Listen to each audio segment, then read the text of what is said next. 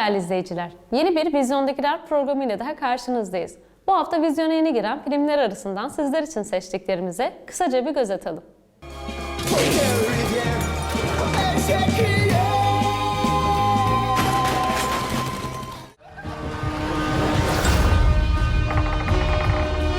Well, Brother Phil?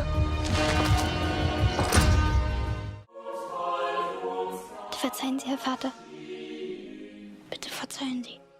Wes Anderson'ın yönetmen koltuğunda oturduğu, Paris'te bir gazete bürosunda çalışan gazetecilerin yaşamını konu alan dram komedi türündeki film, Fransız Postası. He assembled a team of the best expatriate journalists of his time. Berenson, Sazerac, Kremens, Roebuck Wright. 20. yüzyılda Fransa'nın hayali bir şehrinde yaşayan Amerikalı gazetecilere yazılmış bir mektup olarak tanımlanan film, aynı ismi taşıyan bir dergide yıllar boyunca yaşananları beyaz perdeye aktarıyor. 1925-1975 yılları arasındaki zamana yayılan filmin ana hikayesi, bahsi geçen derginin genel yayın yönetmeninin ölümüyle başlıyor.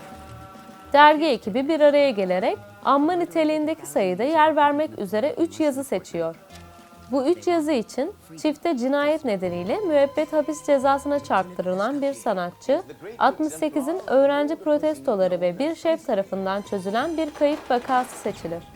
Dünya premierini uzun bir bekleyişten sonra 74. Cannes Film Festivali'nde gerçekleştiren film, izleyiciyi 1920'li yıllara götürüyor.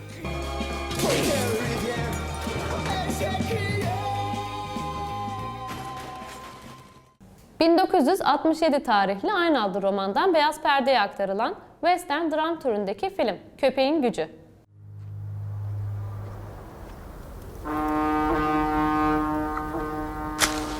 Aynı adlı romandan uyarlanan film, Montana'da geniş bir çiftliğe sahip olan iki kardeşin hikayesini konu ediyor. Birbirlerinden farklı karakterlerde olan Phil ve George adındaki iki kardeş, Montana Vadisi'ndeki en büyük çiftliğin sahibidir. Zeki ve başarılı bir adam olan Phil, zayıflığı hor görmektedir. Kendisini işine adayan sessiz bir adam George ise sevgi dolu bir ruha sahiptir. İki kardeş yıllarca aynı çatı altında yaşamlarını sürdürmektedir. Ancak onların hayatı George'un beklenmedik evliliğiyle alt üst olur.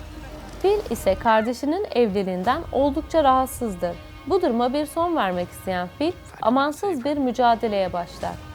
Film dünya premierini 78. Venedik Uluslararası Film Festivali'nde yaptı ve burada en iyi yönetmen dalında Gümüş Aslan kazandı.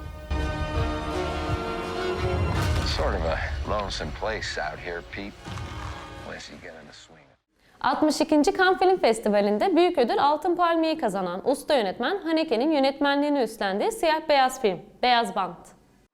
Und den Siggi?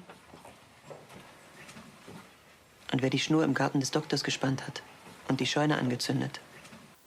Birinci Dünya Savaşı arifesinde Protestan Kuzey Almanya'da bir köyde geçen hikayede köyde gelişen tuhaf ve ürkütücü kazalar anlatılıyor. Eğitim, gelenek, masumiyet gibi kavramları köyün sosyal dengeleri üzerinden yansıtan ve tartışan film, köy öğretmenlerinin geriye dönerek anlattığı bir hikaye olarak işleniyor. Anlatımıyla izleyiciye eşlik eden öğretmeninin sözlerinde yer verdiği gibi bu olaylar, İkinci Dünya Savaşı Almanya'sının toplumsal temellerini gözler önüne seriyor. Kent ya da kırsal, bir toplum nerede olursa olsun bulunduğu yere iktidar kurma isteğini beraberinde getirir.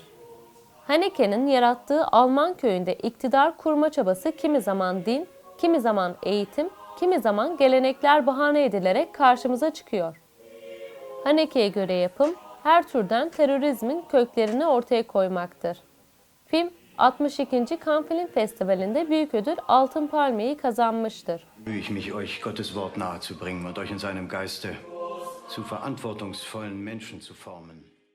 Bir haftanın daha sonuna geldik. Sizler için seçtiğimiz filmler bunlardı. Önümüzdeki hafta görüşünceye dek hoşça kalın.